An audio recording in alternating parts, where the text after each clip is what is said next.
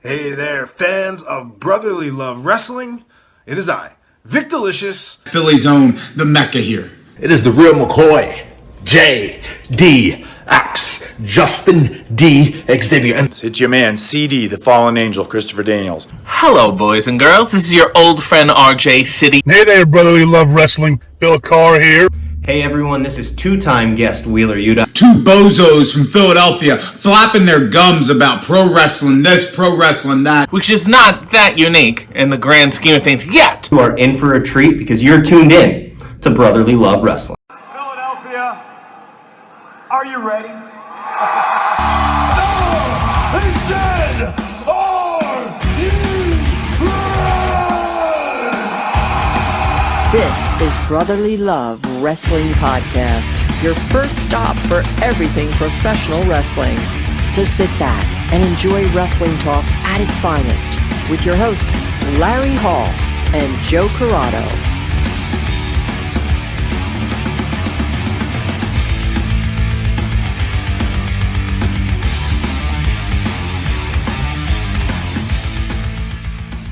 Some Survivor Series recap, and wherever that road takes us is where we're going to go, as usual in our show. Yeah, so we'll start with a topic, and we'll see what the final topic ends up being. Yes, and then touching on bringing back the drafting of certain categories. So we'll have a draft for you and draft picks, the top 5 draft picks of a certain category. So you want to start off with Survivor Series? War Games? Yeah, I thought it was really good. I really only thought there was like one downfall to the whole thing. Not like a downfall, but there was only one not good match of the whole night, really. Mm-hmm. I think the general consensus agrees from what the reaction I saw. Yeah, I mean, do we start on the negative or do we start on the positive? I mean, there's so many positives. Let's start with the negative because, like you said, it's the only negative. Shotzi and Ronda, there was... Not really Shotzi's fault. More Ronda is not. I mean, she's not a good wrestler. She's just not good at this. She's not good at this. Can we just stop pretending that she is? The thing is, like, look, she doesn't have to be perfect. The flash in the pan of her coming back or just debuting, period. Yeah, she does the one judo throw, and that's about it. She did it to Triple H, and that's pretty much the extent of. You had the debut at the Rumble in Philly. You had the WrestleMania match with Angle, Stephanie, and Hunter. And then even, look, I'll give her 35. 35 was really, she had a good showing at 35 as well, even though we were half asleep by the time the match started. Yeah, she also had 2 really good people to carry her. Yes, absolutely. But and they couldn't carry the end of that pay-per-view. God, that was... No, it was hard. That's a story for a different day, though. Yeah, but all in all, like, her career, yeah, I agree. I think has been a disappointment. Well, here's the thing, though. She just... Either she doesn't get it or she gets it and she just can't execute it. I mean, it's probably a lot harder. I mean, I know it's a lot harder than it looks. Yeah. But I'm not even talking about the physical aspect because she's not that good at that either. I'm talking about just like the whole thing lumped together. Like no one wants to hear her talk. Yeah, she's not good on the mic. You have to make up for it by being like you're just a name now. Like you're right. Yeah, even she's not even a special attraction anymore. She's just the name. Mm-hmm. And even I mean it's kind of worn off. Like we were talking about it during the pay-per-view, like baddest on the planet. Like you got your ass kicked to end your career. That's why you had to leave that profession, given you ran the show for a long time. She was the name for a while. But she's starting to put a different spin on. It's not just baddest women, it's just bad. Bad woman on this planet at wrestling.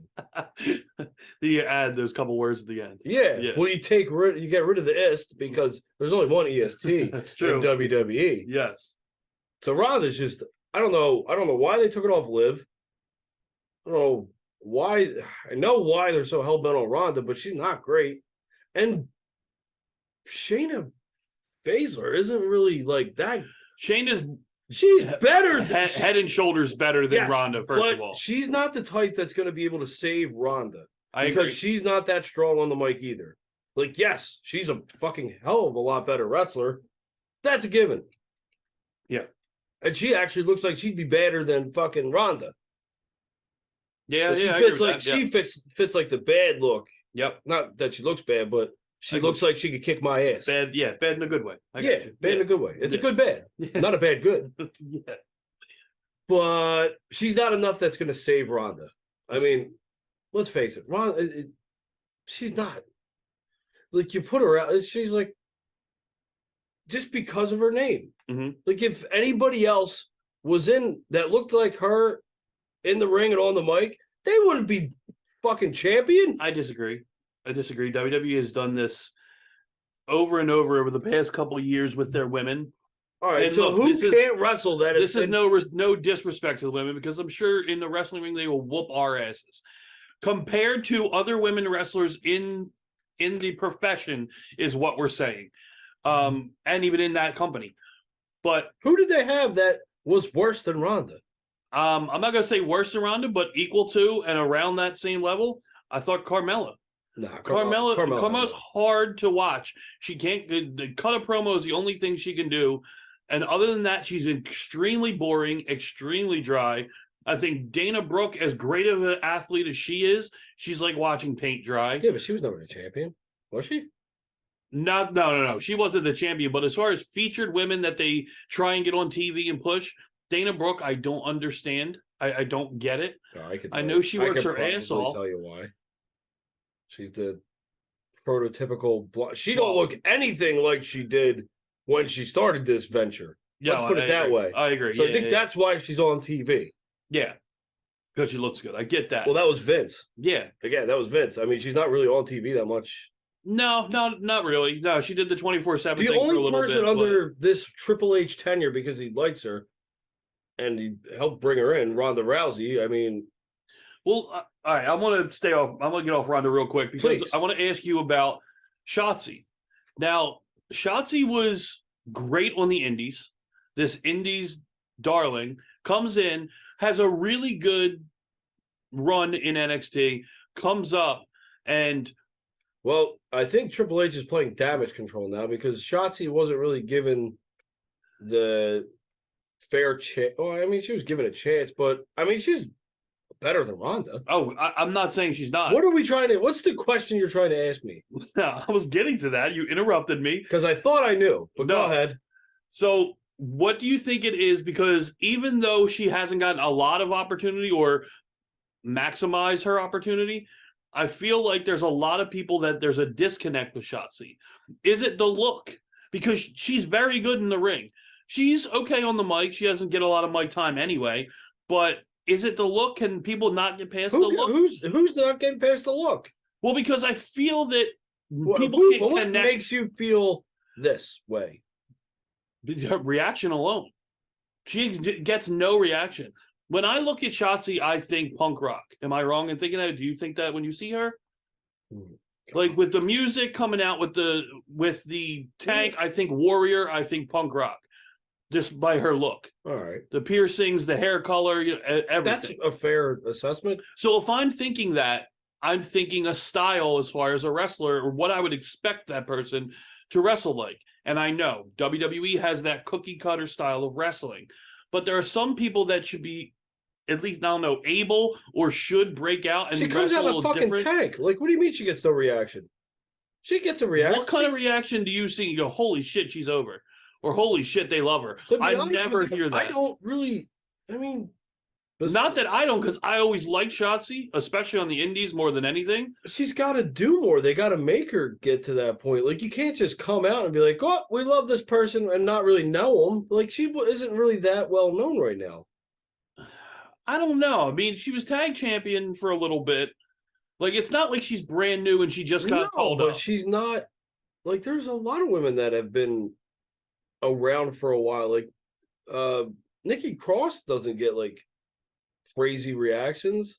I think she's getting more reactions now than she's gotten her whole main roster. Yeah, but look how long it took her. Yeah, and that's more on the Vince era of that as well. I mean, there's I think you just got to give it time for her. With her, I hope so. I'm not hoping she doesn't. It's just I feel like she's still... It doesn't come off on TV anyway, is what I'm saying. I'm going to have to watch a little bit closer. Mm-hmm. You're not going off of just the pay-per-view, right? No. Because Ronda drug that fucking match down. No. Substantially. I'm not saying just the pay-per-view, just in general. And I mean, SmackDown and all that, just in general. And I just hope that she gets her chance. She needs a proper foe. Okay. So she just needs the right partner in there to help her out a little bit. She was good when she worked Charlotte. Yeah, but again, like we've said 1,000 times with Charlotte, makes people look good. Exactly. Yeah, well, that's what she needs. Yeah, she needs people that are going to help elevate her, and losing that in that way to Ronda, who was definitely not on her A game Saturday. No, we got way too far farther than I thought we were going to get into this with Ronda Rousey. This is a lot further. Yeah. Thought I was going to say my piece and be like, I think she stinks. I thought that was like that. I thought that was going to be the extent of it. I was just going to say I don't think she's any good. I just don't think she gets it.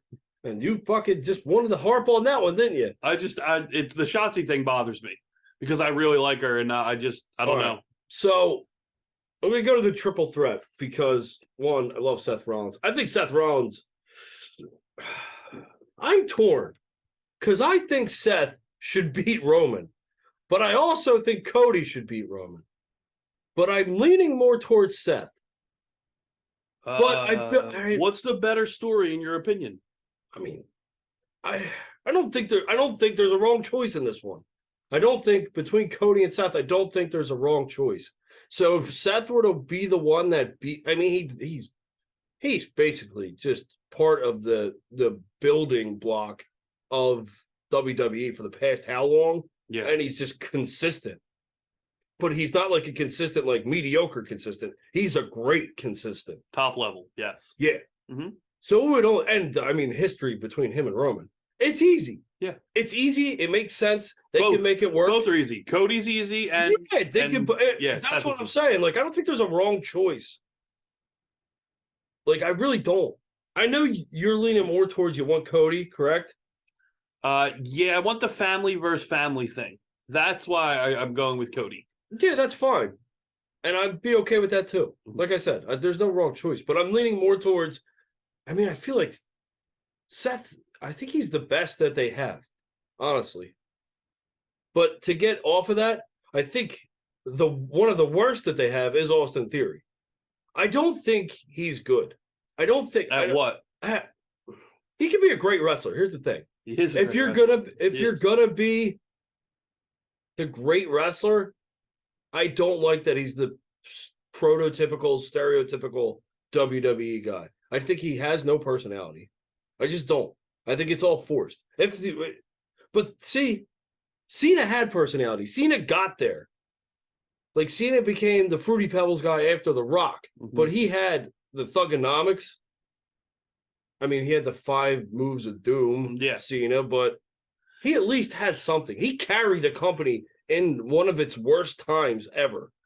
But are you trying to compare Austin Theory to get to that level? No, I don't think he'll ever get to that level. I know you don't think he will, but are you comparing him? Yeah, no, I'm not the one that I'm hearing all the comparisons like him and Cena. Like he's the golden boy of the WWE. Like he's gonna fit that bill. In Vince's eyes, that's what Vince wanted. Absolutely, you can't argue that. I mean that was the plan. But he is very, very good in the ring. He is. That's fine. There's a lot of people that are. A lot. I don't know if I would say a lot, but okay. I can rally off like at least 14 to 15 just in WWE main TV that are really good at wrestling. That are really like that, but they also have the same thing going for them that Theory has. What's that? They have no personality. Oh, okay. You could be real, yeah. Like, why is he the one that's picked? Because let's face it, it's the way he looks. Mm-hmm. There's a lot of people that are really good. Pro wrestling. Yeah, that's pro wrestling. It is. That's pro wrestling in the '80s, but that's not the. If you can't tell me that it was the way you looked and you had to be that prototypical in our era that we watched. No, you had a bald guy with a goatee who drank beer. Mm-hmm. You had a freaking dysmorphed freaking guy who carried his sock. Yeah. You got Triple H. All right, Triple H. Exception. I'll give you Triple H. He's got a big nose, but other than that, yeah. you got the guy who The Walking Dead. His brother who wears a fucking mask. You got The Rock. I mean, The Rock. You got Brock Lesnar. Lesnar. Yeah, You but got Batista. Dude, here's the thing. Lesnar's a fucking monster. The other one's a pedophile. I mean, he's a monster, but not in the way to fucking talk about theory. Wait, what? I'm confused. You don't remember the whole theory fiasco where he was messaging fucking 15-year-olds? No, why don't I remember that? No. I don't know, but you blacked it out of your mind. But Obviously, yes, I don't he's remember that. he's one of those accused, and then he got the huge push. But not to get political. I'm just saying, the ones that you're talking about, they had something else. They had another it factor. Yeah, but you're saying prototypical and what they look like. You didn't say anything about that. What they look like, you have that regardless. Yeah, but however Brock many people. is a monster. I agree. But he looks like he's a body guy, and that's what I'm saying. There's always whether it's a handful or the whole roster, there's always those prototypes that are going to look like that. John Cena being another one of those. Like they're all going to look like that. That's what it is. Look, AEW even has them. Wardlow, Hobbs. These are body guys that are huge and toned, and they all look like that. Look, MJF is even toned up and look like that. And of course, MJF is another level when it comes to promo, but they look at Cody. I just don't get the theory, though. I don't get the whole I just don't get it. I don't think he's that great. He's not. I mean, look, if other people do, that's why it's basically an opinion based sport. Yeah. No, yeah, absolutely. The thing, and we have to touch on this, is the whole now thing with Austin Theory. Oh, yeah. Well, you might as well put that as the last and final straw for me. Because I already hated him. Yeah. And now I want him off my TV forever.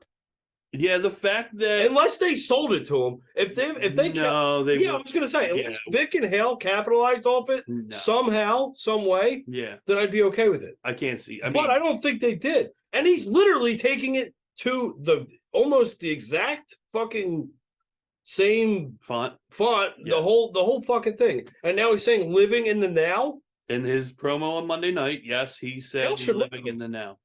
Hale should murder him. Yeah, I feel like that's justifiable. Yeah, it's pretty. I was saying this. I don't like it. I don't like it at all. Who was? Oh, when we were talking to Scott, when we were watching the Survivor Series with Scott, and that's what I was saying. You can't tell me. It's the whole thing. WWE doesn't have people that research gimmicks or catchphrases or whatever the fuck you want to call it. It's a good fact check. It's a good fucking gimmick. That's why we were drawn to it. Yes. Why wouldn't you steal it? I get that, but I mean, you had to do research. You're WWE. You're $1 billion corporation. You constantly trademark things left and right. The goddamn same logo. Yes. Basically. Yeah. No. Basically, it is the same fucking one. It's without the now the logo line. Yes. And someone looked at it. They didn't even fucking change it. I know. They're fucking lazy. Well, hopefully it gets ironed out.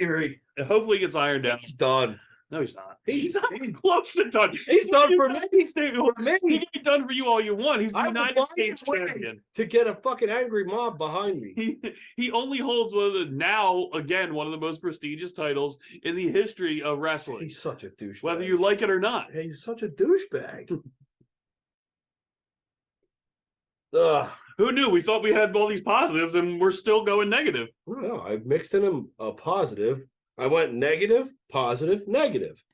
I made sure I brought up Seth before I talked about that crate. So let's go to the women's War Games match. Unfortunately, Friday night they spoiled my booking of what Survivor Series I thought could have been and should have been. I think that's Rumble. If she comes back, I think it's Rumble. Yeah, or if they both come back, I think it's a missed opportunity regardless. But Becky Lynch. Let's put it this way: the Rumble that's not like a missed opportunity. It's still the Royal Rumble. Oh yeah, absolutely. Royal Rumble, in my eyes, is bigger and better than Survivor Series for the most part. Although this Survivor Series was great. Yeah, but that's what the people want to see is the surprises. I would poll the people in Boston and what Well, would they yeah, it's rather Boston. see. But that's why it's perfect. Well, where's the Royal Rumble at? San Antonio. Well, I'm going to poll the people in San Antonio then and be like, I bet you they would pick Sasha over Becky. No, I bet you they want Sasha for their state for when they get to go to the Rumble. Oh yeah, of course. Yeah, I'm going to say, yeah. Would you rather have her debut at Survivor Series or would you rather see her live? Yeah, absolutely. Well, no shit. We would rather see her at fucking Raw 30. Like, you know what I mean? Like, that would be great. Yeah. You know what? You want to ruin surprises? Bring her out in Philly. And fuck those San Antonians. But I mean, look, Becky Lynch is the secret opponent or secret partner. She comes out on SmackDown. She's still the top. I mean, she left. She's still great. She still came back. She's still the top. Don't get me wrong.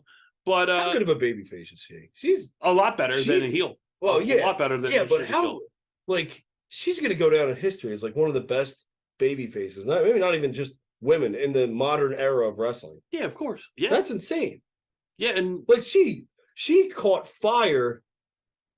No pun intended, I guess. Yeah. And it like completely blew her up. All because of a broken nose.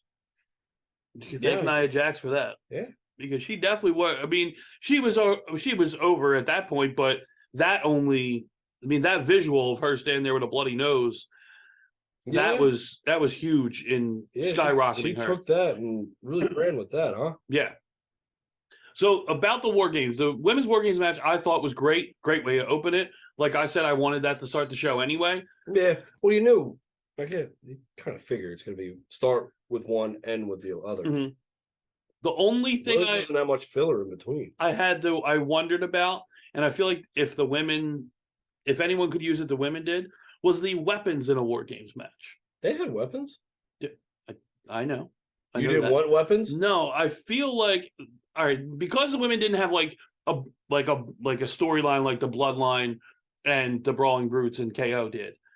They had that built where there's a lot of, one-offs filling in teams. So you didn't have the legit story. Points. Exactly. So I get why they used it. But the War Games, that's the star. That cage is the star. For real, though. Like, you know what I mean? Like, and you would know better than anyone else would know. That should be your spotlight. To bring the weapons in, and I'm more talking about the Bloodline match more than the women's, because again, like I said, women's had less of a story to go into that. But I really didn't think weapons in a War Games match, use the cage, use anything you can. It's changed a lot, though. It has. It's changed. And things have to evolve. A hell of a lot has changed. Yeah. I mean, back in the day, it was just a cage, and literally, if you're fucking 6'11", you're going to be able to reach the fucking top of it. Yeah. Or even less. You could jump. You could be 6 foot jump and catch the cage. Yeah. Yeah. Nowadays, it's huge. Would you rather have the top on War Games, or do you like the opening? For certain, because if you're that close together, and it's got to be a true blood feud, because you know what that's gonna fucking look like. Yeah, like that's what that should look like. I don't think they would do it today, though. Would I like it? Yes. It would have to be the right circumstances and the right 10 people. I feel Which I don't know if we're ever going to get again. I think the first War Games match, the reason they brought that out, and I think that was one of the better feuds to have War Games for. Yeah. In NXT. But this one was very well done. Both of them were very well done, like I said. The women were great to start off. The Bloodline and Brawling Brutes. Where the fuck did Roman get a seat? How was he allowed to sit down in the cage? Dude, this from Jump Street, the storytelling, and look, his facial expressions are great. This is why we were talking about how we can't get into AEW and why we're so into WWE right now. But I mean, aside from production, I mean, that's a large part of it. Storytelling and facials and everything that was in that match. Those facials, they're in the right spot at the right time. Yes, but there's no. We even said about that with the Sami Zayn save. Yes, that's what I mean. That's production. There's nothing else. There's no one, and I don't think I challenge any AEW fan I challenge to you reach out and tell me what AEW match. Well, that's the thing. Has storytelling like that in the past 3 years. Someone will tell you. Someone will bring something up because it's what they believe is a better story. They will bring up. I mean, it'll probably be Punk MJF. I mean, I loved that story. It was great. I don't think it was to the level. And I'm talking about obviously going into the match in the match. I think the Bloodline has, because they have interwebbed stories throughout their whole. It's so elaborate. That's what I'm saying. And it's integral and it's interesting and intriguing and it's the three eyes. Yeah. Different three eyes. Yeah, well, different three eyes. But yeah, no, that's what I mean. I mean, just the Bloodline alone. I don't even need them to have a match. It's just them alone. That's the story within the story. And that is the point of why, at least our age, maybe younger audiences don't think like that and really don't care about that. But that's why we are so locked into WWE and we can't get into AEW as much, is because the little things about WWE that are going on right now with storytelling, psychology in the match are completely different than AEW is. And that match alone separates WWE from AEW because it was just perfection. It was so good. What does it all boil down to when you the final reason to why you watch wrestling? Like what is it all boil down to? In one word for me, yes, escape. Okay, so my word would be fun. Okay. Like I want it to be fun. And I guess you could put in enjoyable as like a / enjoyable. I was gonna say I don't know how like disbelief, or suspending belief, I should say. I want to be able to believe in what's going on in front of me, what I'm watching. And that's what Saturday night did. That match, as outlandish as the circumstances are, exactly, you understand the simplicity and somewhat complexity at the same time of the match and of the story. Exactly. And I don't even know, how many different story arcs have we had with Roman and the Bloodline so far? A ton. A ton. Yeah. From when they started till now, a ton. Countless. When it started with just Jay and Roman, I mean, that felt like just a year in itself. Yeah.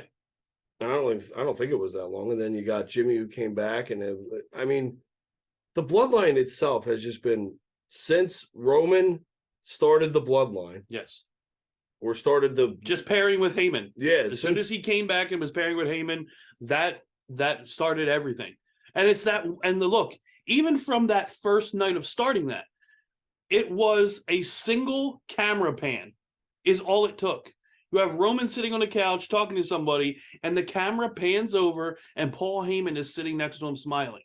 Right there, that very second, has already started it perfect, because it was a huge pop from the crowd out in the arena, and it was just from then on 0 to 60 like that. Like it was just perfection. Everything they've done has meant something. Every match, every visual always means something. Then you have the good fortune of Cody coming back, working with Seth. Yes.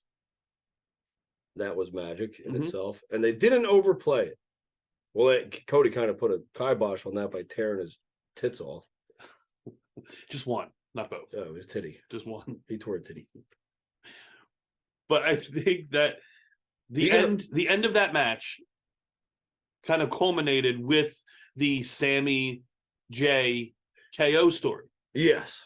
And I think, like we said, we said it when we were watching the pay-per-view, but when he hits the finisher and you think it's over, and the camera angle that they're shooting it from, and you see the 1-2, Roman wasn't moving. He wasn't moving his shoulder. He wasn't moving his leg.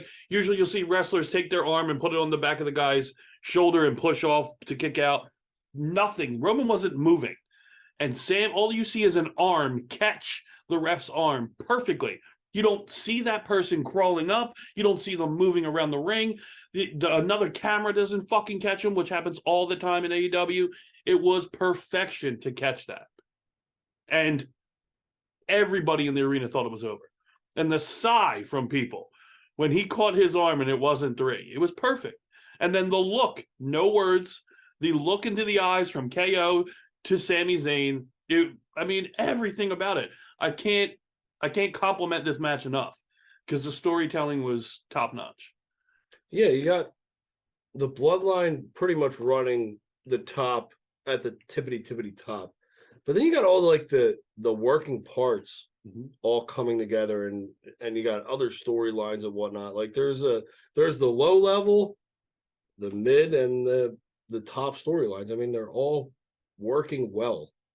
And you still, as tight as the Bloodline is, and everything that happened Saturday night, it's still talking about Sami Zayn turning on the Bloodline still, and the rumors of KO and Sami against the Usos at Mania. And you have stories. You have people that weren't even at the pay-per-view, and they're like Bray Wyatt. You got a Bray Wyatt who just LA Knight. Just came back. You didn't get any of that.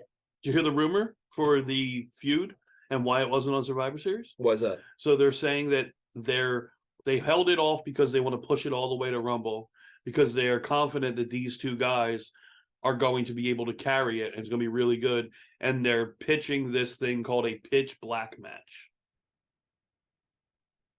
Don't know what that means.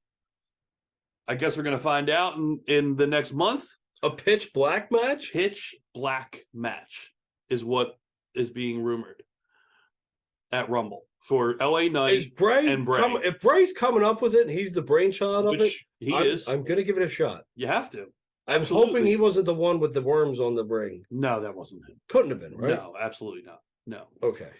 But yeah, look, you have that. You have like you said before, the return of Cody. You know what I mean? Looming. Potentially, yes.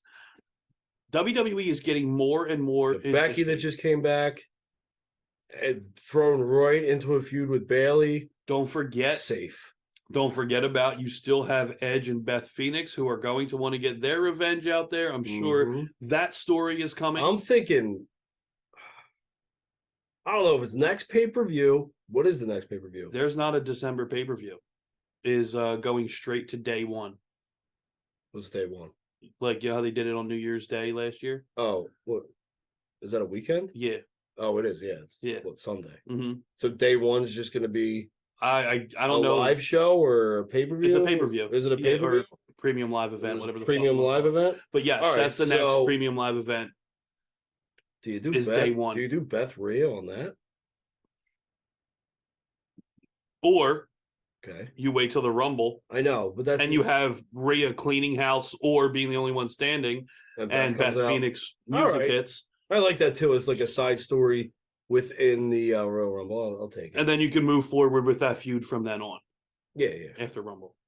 Yes, you can bring that to Mania. Yeah, because Rhea versus Beth is definitely a night one Mania matchup, or night two.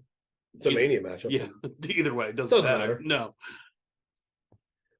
I just don't know who they're setting up for Bianca, because there ain't really anyone else left at the top unless Charlotte comes back. I mean, isn't Charlotte SmackDown though? Charlotte's definitely trying to pull Andrade back to WWE. Yeah, I think if it was up to him, he would be like, he's already back at this point. Exactly. I think he's already. Yeah. And they already got Roosh in his kind of spot within AEW. Which that spot sucked anyway. It is, yeah. Here, put on phenomenal matches. Don't get anything meaningful. And you're losing all those matches. That's a good spot to have. Yeah, it doesn't really matter. Make everyone else look good. But he was going to get used so much better there, though. In AEW. Facetious? Yes. Yeah. I mean, everyone goes to AEW and is going to get used way better than they were used in WWE. Rusev, Ty Dillinger. Spears. I don't care. I'm using all their fucking WWE names. That's where they should be anyway. Andrade. Andrade. Aleister Black. Who are we missing? I think there's one more. At least one more. Jericho's the only one that made it. Moxley. Moxley. Daniel Bryan. I mean, but he's using this more as getting to other places as well. Yeah. No, he's definitely still bigger in WWE. Yeah, he was bigger in but he wasn't used in it or not used in AEW. He also featured. has the name. Yeah, so all those mid carders that were going to get this big break and this all big all the guys you just said that were going to be main eventers. Yeah, all got forgotten because guys like Adam Cole, the Undisputed Era is an exception because they all got injured.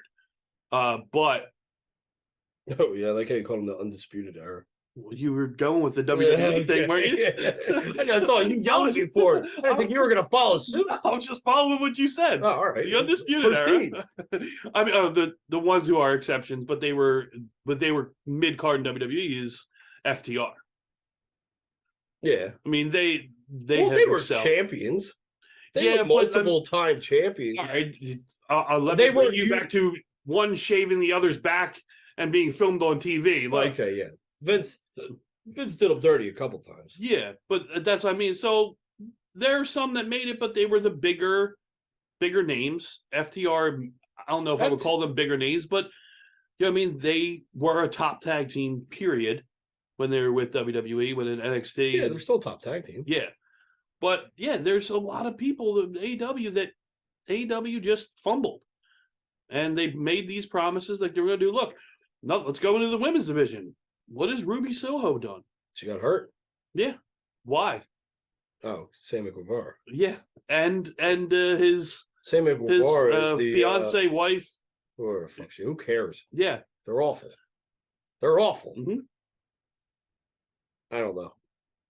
I thought we were going positive. I didn't know. No, we went very negative. Very dark and negative. Very, very negative. Stop being so negative, Larry. You're rubbing off on me.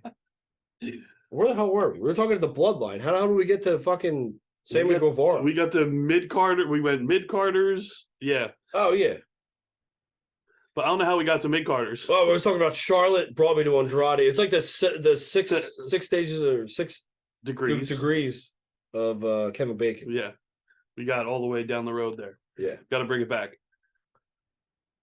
Yeah, so WWE's got a lot more going for it, I believe. I mean, personally, I believe, you believe, but not everyone believes. Not everyone's a believer yet.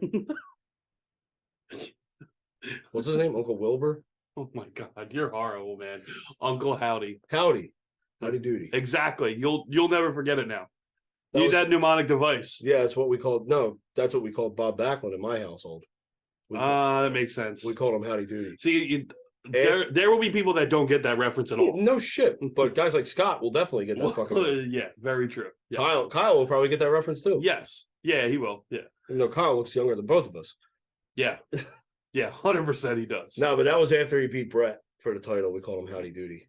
He got real mad at Bob Backlund. I see that. Then he got smacked around by Diesel. Real quick. What, 5 seconds? I don't even know if it made it 5 seconds. I really don't know. Let's go on to something a little bit more fun, get away from the negativity. And why don't we do the draft? Okay. Did I sound like that? No, I did. Oh, okay. I was mocking myself. Okay. So the category for drafting tonight is entrance themes. Yes. So we're going to draft 5 each. I'm going to try and build a solid team. It's the goal. Our last show, I do? Yeah, I got first pick last time. Okay. Thank God you remembered because I wasn't sure. Well, I'm only in 3, so I can remember. Okay. Now that we get larger in number, I'm going to forget. Okay. Because 4 is so much greater than 3. You just real quick in your head when you're picking these, what is the criteria? So like, all right, this is why I'm getting You're gonna know. You're gonna know. All right. Know. The reason I'm asking because I just want to see where your head is at. Like, is it my all-time 5 or you're drafting? You want a strong team. So what is going to make that team strong? Okay. Which entrance songs are going to make that strong? All right. All right. So my number 1. Man, it's so fucking hard. All right, because I know I'm trying to prevent you. You got 2, right? You got 2 in your head. Yes, I do. Yeah, okay. Yes. So I know you're 2. I definitely have 2. Yeah, I know you're 2. Because I want to prevent you from having both. Yeah. So you're going to take the one, and I'm going to take the other. Yes. So, and we know exactly which 2 they are. I'd hope so. Yes. Okay. So which one do you want?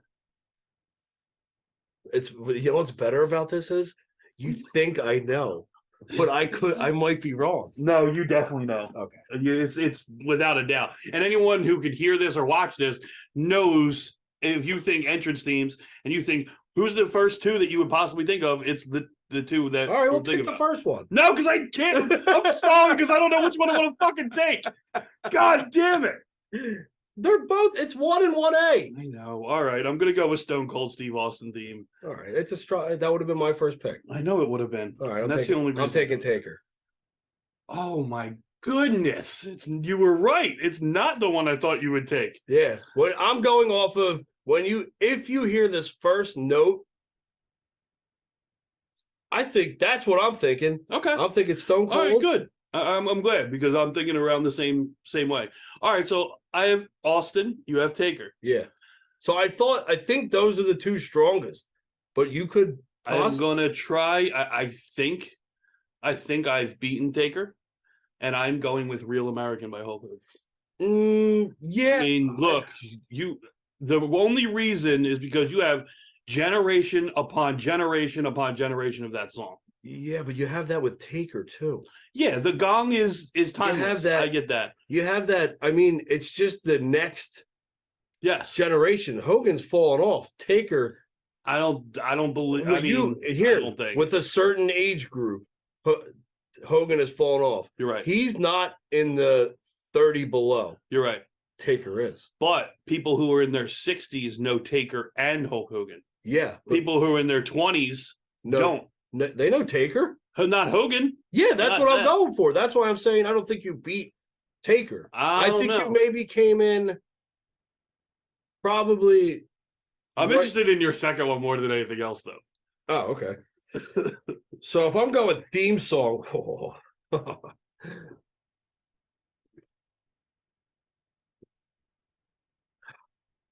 so my second one's going to be a lot harder than my first because I had either. That's where I'm more interested in. That's why I want to hear. And I don't think there's a very wrong one for this because again, it's because there's so many game changes. I'm taking I'm going to take the first faction off the board. Okay. New World Order. Okay. All right. You're talking about a time period that was it. Yeah. That was it. Yeah, okay. And then you hear that. See, I mean, I'm taking it as a strong, it had a short breath. It's going to get you like, I'm going to say, it's going to get you like a solid 20 points, but it's going to have no assists, maybe a couple boards, but he's going to be. Let me go basketball with that. Well, yeah, that's what you do. If you're doing a top 5, you're doing starting 5. I mean, it's going to be a solid player. It's going to have good bursts, but it's going to fizzle out towards the end of the game. It's probably going to foul out a lot of games. All right, and also when I'm thinking of these, I'm thinking of what gets the biggest pop when you hear that beginning. Okay, so I don't think that either one of us is off. No. So but longevity is on your longevity's on your although yeah, no, NWO I think is more of a niche than the other 3 that we have chosen. Yeah, but I feel like that still hits the age range. The our age to 60. I think that still hits that. It might. It still does. Yeah, it might. All right, so I have Austin, Hogan. Yep. And I'm going to go with Do You Smell What the Rock is Cooking? Yeah, that's a good one. Because, I mean, look, even though he's a little bit overplayed now because he's come back so many times, it's still, I mean, like you said, you would mark out like a little kid if we were at Raw 30 and that music comes up. I'm fully expected. You know how many times I'll mark out depending on what song plays? Mm-hmm. I might not be able to.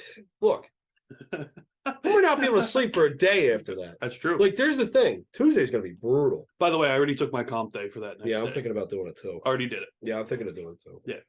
All right, so I got... We should keep the kids home, and we'll fucking have a daddy-daughter day. We'll just plop them in front of the TV and play the replay of Raw 30. You have to watch this. I'm down for that. We can do that. All right, so you have your third, The Rock. All right, so I'm taking this strategically because I don't want you to have it, and I'm very, very petty. I knew I knew that was coming. Yeah, but here's the thing, though. As much of a Sean guy as I wasn't, it was still one of the greatest theme songs ever.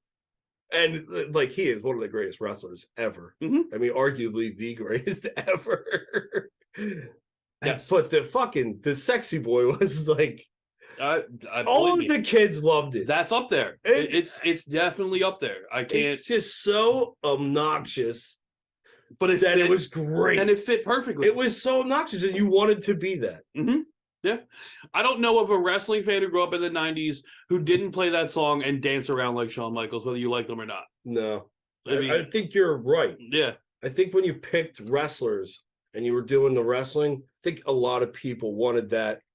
Wanted to be Shawn Michaels. Not everyone could. Yeah, not everyone could. No. All right, so I got Austin Hogan. Rock is my theme. You have Michaels. I got Michaels and Taker, and NWO. So I also have Hogan. Well, I mean, yeah, you might got the lesser Hogan. Theoretically, the lesser I Hogan. think I have. Well, no, not Hogan is most popular. That was definitely the '80s. All right, so then number 4. I'm trying to spread this out where I like, but here's the thing, though. Hard. You can't spread it out that much because there's only. I know. There's only. I mean, I'm going to save a couple for honorable mention because they deserve it.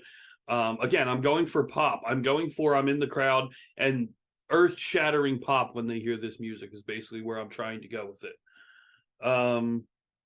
Yeah, but it can't be like a return pop. It's got to just be like the constant. Yeah. Well, yeah, I think all the guys we picked are that. Yeah. Man, this is fucking harder than I thought it was going to be. Yeah. Especially as you get down, like, now to 4 and 5. Yeah, that's why you need some strong. I mean, remember, it's a 4th round pick. Yeah. It's going to be strong, but it's not going to be as strong as your first unless we've somehow managed to let a few slip. I'm gonna. Oh man! I think you just had the same revelation that I just had 2 seconds before you, but I didn't let my poker face. Oh man! All right, I'm gonna go with Edge. Oh, thank God! I'm gonna go Metalingus. All right, that is to me another one of those. I'm taking probably a 4th rounder that could have arguably been a 2, maybe a 1, and that's Flair. Yeah, I thought about Flair. The Woo. No, we don't want that to put. I'm just talking about. Well, I'm saying from the start, you hear that Woo, and then of course the rest of the music. Like it's just that whole. It takes you over. Yeah, absolutely. And he's got the strut. I get that absolutely. I mean, the way we grew up in the '90s. Imagine the kids that grew up watching that. Yeah. Maybe I should have taken the one I was going to say for honorable mention there. I can still take it my 5th pick. Man, this is a good one. This is a good.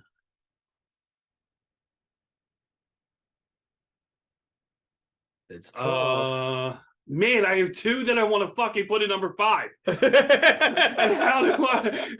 Can you combine the 2? Can you can't. make it one song? I can't. And can you sing it for me? No, I can't. I can't. I shouldn't. No, it's not acceptable, honestly. If you know the 2 I'm talking about, but I'll go with the one that has staying power that we haven't seen in a while, and if all of a sudden that music hits at Raw 25, it's going to be or 30. Sorry, would be amazing. And I have to go with John Cena. I have to go with John Cena. I have to. It's that. I mean, how do I not? Honestly, I feel like out of all my picks, 4 is probably the weakest, but that's more of a for me thing. Like I fucking love it. Is still one of the greater themes, but it's probably should be lower. But that's more of a personal thing for me. So I have 2. Mm-hmm. And for your my last pick, my 5. Oh, I wonder if you're gonna put it. What I'm thinking of. Well, there's 2 that could arguably be on here, Mm-hmm. but I don't know what they would replace. Mm-hmm. No, you're having that. Yeah, because they're both. I love them both, and they both get that same reaction. I'm just trying to go with which one's energy was always. Mm-hmm.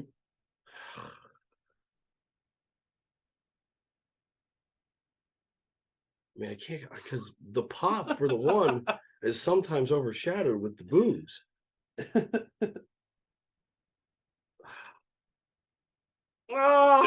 Just pick one. I know Just it's tough. Just do It's it. tough. Rip the Band-Aid off. I'm going guitar riff. I'm going Brett. I'm surprised. I was thinking like 3 or 4 with that one for you, honestly. I'm glad. But honestly. The one I was fighting with Pomp and Circumstance. Me too. That was gonna be number 4. That one should have been number 4. That's what I wanted. That one shouldn't have. I know. Slipped off the board. All right, so you know why it wasn't for me? Because I'm thinking about it, and like there is a vast majority of generations that don't know Pomp and Circumstances is the Macho Man's theme. Like, you mean everyone who's graduated high school? But that's what. Well, no, and that was in my head. That's the reason. Remember, I went this to is what I came out. I went to my nephew's graduation. Was it last year or 2 years ago? And I sent you a video of them graduating and the song playing. And in my head, I thought it. And I turned to Jamie. I go, "Why are they playing the Macho Man's music?" And she was like, "Oh my God, you're such an idiot." I was like, but I just kept hearing it. Now to us, that's like that. But you forgot where you were. No. It didn't dawn on me that, oh yeah, that's right. I'm going to hear Pomp and Circumstance.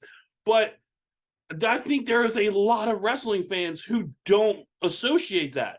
Not regular people. That's bad parenting. I agree. But I feel like that is actually a thing. Like there's a lot of wrestling fans who don't know Pomp and Circumstance is the Macho Man's theme. That's why I didn't go with it. So the other one that I thought has the good amount of longevity and probably I don't know if it would have edged out any of mine, but still strong is Orton's Voices. Yeah. 100%.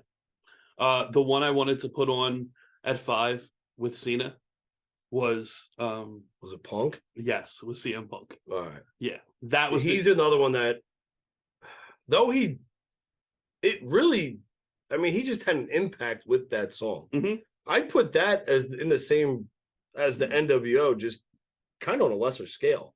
Because the NWO only lasted for how long? Punk with that music was only a couple years. Then he used it for a little bit in his very successful MMA career. But the fans kept that going. Yes. He didn't. Yeah. No, you're right. Yeah. The fans carried that more than than he did. The main reason was like he left us. The pop when he came to AEW, it's just that is where it stuck in my head. That and it probably will. Other honorable mentions that I had in my head that I was thinking about that I kept tossing around here and there, and one that I wanted to put on the list but I didn't was The Game. Yeah, I wanted Triple H and I also wanted DX. Okay. Mick Foley's car crash. Yeah, that was a good one. I had that one. Every time I thought of that one, I just started to laugh and started to do love in my head instead. Okay.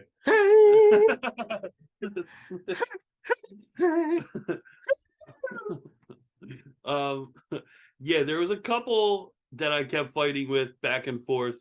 Those two were top. Triple H especially. Because I thought of when he came back after his quad. and that reaction when that He always hit. got a reaction though. Anytime his music hit. Yeah. So that was another one. I'm trying to think, was there any I'm leaving off that in my head I immediately thought of? I think those Some are just I think those good. were about it. Some are I just think. really good. Another one, the Road Warriors. That was another one I was thinking of. That one is badass. Mhm. That one could have easily made it. Yeah. But I mean, look, theme songs mean everything in professional wrestling. I mean, if you want to go recent, I mean, Nakamura and Bobby Roode. Nakamura, I would put, even though I like Glorious way better than Nakamura's. Nakamura's is huge. You talk about reactions. They had to literally change and put extra and a different language. They had to put words into Nakamura so people wouldn't sing it. Like, that's how big that song got. So yeah, Nakamura was another one. Obviously, like you said, more recent. Bobby Roode, of course. I think we like that more than a lot of other people do. It's just the start. Yeah. Yeah, but look, there's nothing like dude. That was a thing where the song could have easily lifted him to a very good main roster career. Mm-hmm. Yeah, just alone that could have. I mean, the robe, the song. I mean, that could have easily carried him. It's not like Bobby Roode's a slouch on the mic or in the ring. Yeah, either one. That's a bizarre one. How he never. I think he's going to be back. I think that is coming back. He's going to be back too, but I feel like at this point he should have been. Look, that's a pop. That's a giant pop if that music goes. I would love to hear that again. Triple H could do it.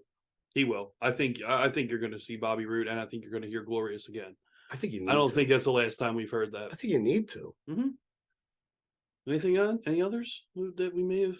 Oh, well, I'm sure there's plenty that we've kind of overlooked. We got a majority of the bigger ones. Well, I mean, we got the biggest ones. Yeah. I can't think of any others just real quick. But yeah, I like my picks. Like I said, Metalingus is definitely more of a personal and probably my weakest there's link. an argument that NWO going number 2 was a mistake, but I think I followed up really well. Yeah. With 3, 4, I was kind of surprised with NWO. As great as NWO's music and as recognizable as that is. Same thing with DX is why I stayed away from DX. Yeah, but DX could have easily made the list. Yeah. Oh, that was the other one. I mean, the break down the walls. Oh, Jericho. That was the other one. Yeah, that one had crossed my mind too, but I don't know if it gets the same. It gets. I don't know. On. Yeah, I know, but I don't know about consistently. By the way, real quick, when you said we're doing my bullet points, I just looked at a list of the top 18 entrance themes, and I know 18 is a weird number to stop at as far as the list, but I'm reading them going down. It's 18-1, and Fozzy Judas was number 1, and I was like, "Who? Jericho made the list? No. Was it the list of Jericho? No. And Moxley's in AEW was 4. I'm like, who the fuck made this? It's Wild Thing. Yeah, I know. From Major League. It's not even the original Wild Thing. It's Major League Wild Thing. But I was Judas look, don't get me wrong. Judas is an amazing. Recent? No, because it had all time. It had Austin in there. It had Michaels in there. It had all over the place. You will really love this. Guess what number 7 was? Does it have relevance to 7? Is it Goldust? No. No. Great reference, by the way, but no. I don't know. Darby Allin. Oh, Jesus Christ. Exactly. What the fuck? Exactly. They don't have any, Darby Allin, MJF is probably, aside from Fozzy, Judas. Yeah, but here's the thing, though. I don't really consider the licensed music wrestling theme songs. I want the guys who made the CFOs and the what was the other guy who made all the 90s wrestling? Oh, Jim Johnson? Yeah, Jim Johnson. WWE? Yeah. I don't know. I mean, look, you look at Orange, Jane is... That's a great song, but I don't put that as one of the best wrestling... It's just a great song, but I don't think it's one of the best wrestling theme songs. Just like When you hear Jane, you don't think of Orange Cassidy? I do, but not everyone does. I agree. When I hear glass shatter, or if someone accidentally drops a glass or does something, I think a lot more people go, "Holy shit, Stone Cold's here." I think a lot more people do that. I'm gonna be honest. Only wrestling fans do that. Yeah, but you said a lot more people. Only wrestling fans. A lot more people that associate glass shattering than hearing Jane. There's a lot of old people that listen to Starship, and they're just like, that's what it is. But that same old person might hear glass shatter, and a little PTSD kicks in. They're like, "Fuck, Stone Cold's here." I don't know about all that, but I get your point. I get your point with that. I don't. Yeah, but I can't not hear "Man in the Box" and not think of Tommy Dreamer. Yeah, you know what I mean. Wrestling. I can't. Well, I know that was my point with Jane. The second you hear Jane, that's what it is. Yeah, we're wrestling fans. Like, but the same thing with Enter Sandman. You hear Enter Sandman. Yeah, you think Sandman. I don't think of Mariano Rivera. I think of the Sandman coming out with a beer and a cigarette. Like, yeah, I get that, but I don't think they rank up there with top wrestling theme songs of all time. Like, I could be wrong. Her big reaction, and she's only had it for this little bit of time. I'm driving home and I listen to the Punk station on XM. And Ruby Soho. I hit button for the channel, and Ruby Soho was on. And I was like, "Oh!" That was a what game was that in? I feel like it was one of the N64 games or early PlayStation games. I forget which one it is. Mm-hmm. But I don't associate Ruby Soho. I've listened to that song a lot before. Well, yeah. See, for me, I didn't listen to. I mean, I listened to a little bit of punk growing up, but not a lot. Yeah. So I don't associate that one. Ruby Soho. The first time I've ever heard it was when, she was introduced. You've never heard that song before? Mm-mm. Really? Swear to God. Oh, Jesus. Yeah, I didn't. Like I said, I didn't listen to a lot of punk growing up, so like I'm never heard that song. So I can understand. Yeah. But I love it, and every time I hear it on that station. See, I don't Baltimore, the Jungle Boys theme. I don't associate that with him either because I was listening to that. Yes, well before. Yeah, I get that. I get. It's cool that they have it. Yeah, and I like hearing it. I like Taz singing it. I knew you were gonna say about Taz. I knew. But I do. I like Taz when Taz is singing. Taz is fucking goofy as hell. Yeah. Well, we hope you enjoyed the show. We hope you enjoyed our draft. And everything else that we talked about. And yeah, we ended very, very optimistically and positively. Yes. Yeah. So the power of positive. Oh, New Day. I love how that jarred your memory. Yeah. New Day is a great, when you hear Big E freaking yes. Yeah, absolutely. A recent one, yeah, that's another good one. I love seeing and watching the light bulb go off in your head when you remember something like that. Yeah. Where you just I bring it back. Yeah, exactly. I'll never let the fun stop. Thank you guys for watching, and we will be talking to you very soon.